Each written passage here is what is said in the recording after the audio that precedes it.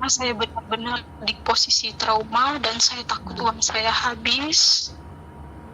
Saya bekerja di luar negeri nggak dapat apa-apa, Mas.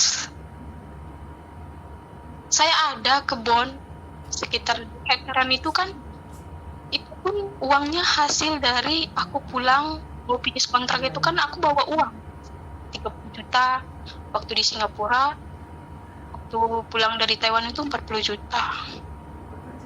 Aku bikin kebun, cuma itu Mas yang aku punya, Mas. Dan saya tuh minta solusi sama Mas, gimana caranya biar saya tuh pulang dari Taiwan itu keinginan saya terwujud.